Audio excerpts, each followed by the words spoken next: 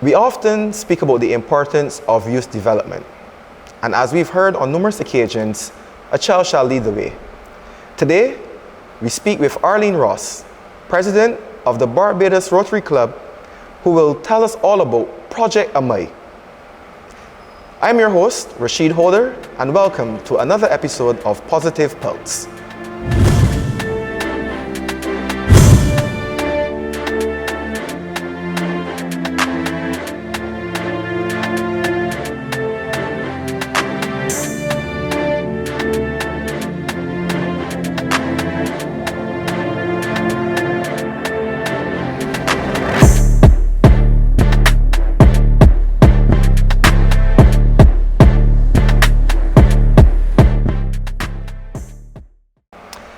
Arlene, thank you so much for joining us on the program today. Thank you for having me. We are just going to dive right into the conversation.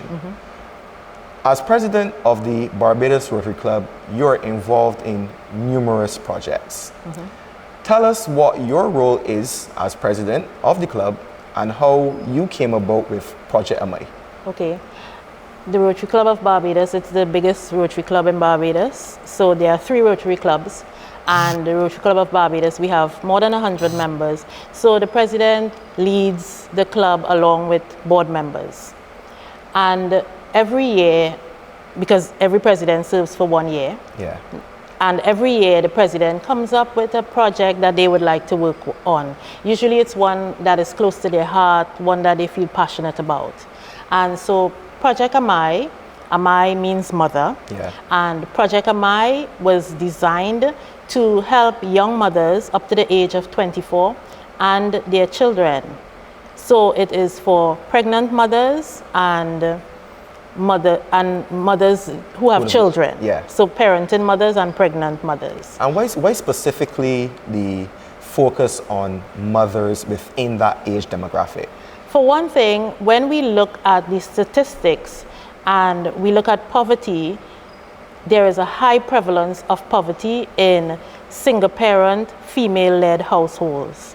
And a lot of these single-parent, female-led households began as a teenage pregnancy.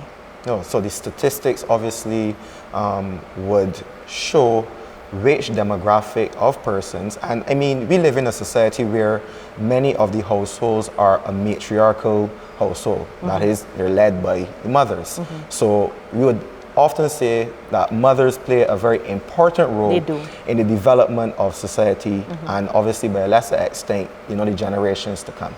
So tell us more about Project Amai and how that was conceptualized. Project Amai started because we have another project. Our club has an ongoing project which we refer to as the Youth Elevation Scheme, and that project is in collaboration with the Juvenile Liaison Scheme of the Barbados Police Service.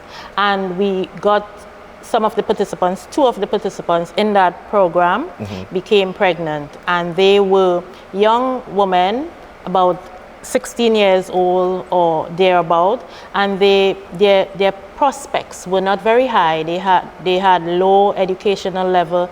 They were from low financial or socioeconomic backgrounds. They were not, their self-esteem was low and all of that, and yet they were about to become mothers. So we realized, and then we looked at the national statistics, and then we collaborated with community partners. So we went out to community partners such as the Child Care Board, the Barbados Family Planning Association, Edna Nichols Center, the Neonatal Intensive Care Unit of the Queen Elizabeth Hospital, Ross University is one of our community partners. So we collaborated with community partners to really get the scope of the impact. So now, in speaking about the impact, can you tell us more about how participants for this program are selected, or how they're chosen to be involved in Amai? Yes, participants are referred to Project Amai from various community partners. So there is the Ministry for the People Empowerment. That ministry, they are referring participants to us. The Juvenile Liaison Scheme of the Barbados Police Service, they are referring participants to us, and the childcare board, various community organizations are referring participants to us, and then we have open call because we've put it out in the media, in social media and the mainstream media, and people are seeing it, and if they think it is something that they can benefit from, they come to us. How long does the program run for? It's an 8-month program, so it ends in May. It's an 8-month program and it's free. So every Friday we meet at the Wesleyan Holiness Church on Tudor Bridge in the annex. Yeah. That's the building, the pink building next to Zephyrin Bakery. We meet there every Friday from 10 a.m. to 2 p.m. And when we meet there, we do personal development. And that personal development, we have attacked it from the very root. Yeah. So we start with mindset reset, and we are dealing with psychological, emotional well-being of these young ladies. So we have the holistic approach being taken very much to their development very much so in this area. Yes. So we have presenters or facilitators such as psychologists, nurses, social workers, and so on, because there's so many different areas. We are looking at financial planning, financial development, job readiness, such as interviewing for jobs, writing your job application letter and so on, personal grooming, nutrition for yourself and your baby, everything. So with all of the work that's being done in terms of aiding in their development, what is the impact that you've seen from the participants? Right. So far, this is week 3. This is just week 3. But you would see these participants who came in week 1 saying, "I'm shy, I don't really like to talk." You see them opening up and you can't shut them down, because they feel it's a safe space. Yeah, so and that's very important because they may not be getting that safe space where they reside or even within the community that they're in. So it's very important for them to be here and obviously be involved in a program like this, which obviously provides structure as well. Yes.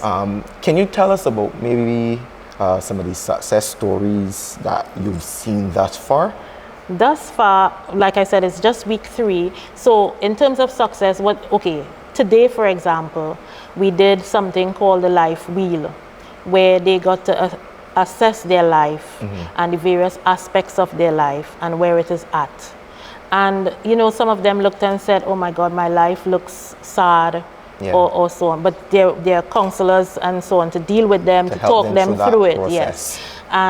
So last week we did something called Life Experience Bingo, where people were able to say what are the experiences, their life experiences, what they are going through, what is on their bingo card at the moment, right? And what is on a lot of them on their bingo card is things like, "I really would like to move out from where I live right now.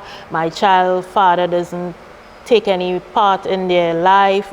Those are the things that are on their bingo card. So, as you said, the project allows mothers to be in a safe space. It's obviously free to the participants, and it provides a lot of structure and developmental courses that they would not necessarily get were they to go elsewhere, maybe stay home and try to raise that child outside of the comforts that are being provided here.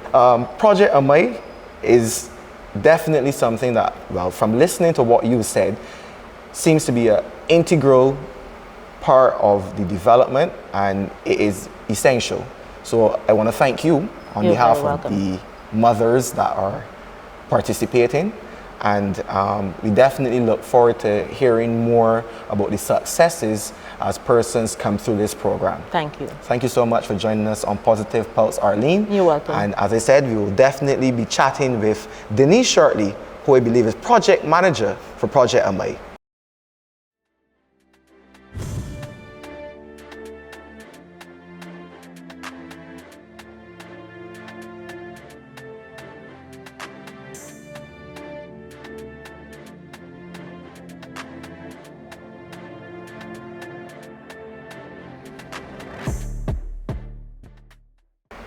If it takes a village to raise a child, then it definitely takes a team to pull a project together. Here we are with Denise, the project manager from the Barbados Rotary Club, and she's going to tell us all about her involvement in Project Amai. Denise, welcome to Positive Pulse. Thank you. How are you doing?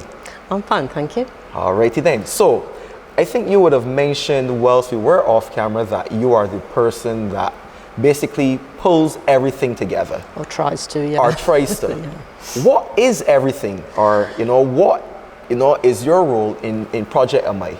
Well, first off, we also now started a breakfast and a lunch for the participants. So that has to be checked in. How much do we need? What are we doing? Those with allergies, we have to let them know so we can avoid any issues there.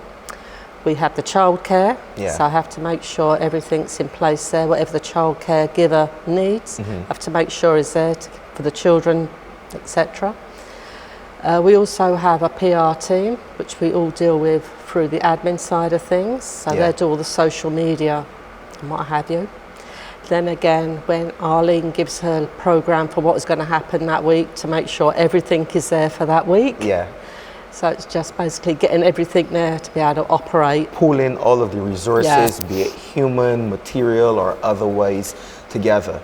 Are there volunteers who obviously are involved in the program as well that assist in putting everything together? Right, there is a few of us. We have Arlene, obviously. Then we have a couple of the female Rotarians coming in, as well as the males, and they will do the admin. Someone is setting up the Google Sheet so everything's together in one place, so more than one person can access. So if someone's not there, they can pull in and see what's going on or what is needed at that particular time. So you being the first point of contact for the participants, after speaking with them on the telephone and maybe even meeting them in person, what have you noticed in terms of like their maybe needs or something that they would definitely benefit from being here? I would have to say they've got the reassurance of a safe space where they can speak out, they can discuss what concerns they're having, and they know it's not going to go no further than that room. So i.e. when we do photographs, none of the girls' faces will be in it, none of the children's faces obviously, so we have to keep on top of that. Well, we often speak about people providing human service, and I think, this definitely counts as, a project of that nature. So Denise, we want to thank you so much, you and your team, for putting all of this together so that these young ladies can definitely have what you consider a safe space to develop and obviously raise their children in a manner that we deem as befitting in society to make a positive impact. This is Positive Pulse. I'm your host, Rashid Holder, and thank you once again for joining us.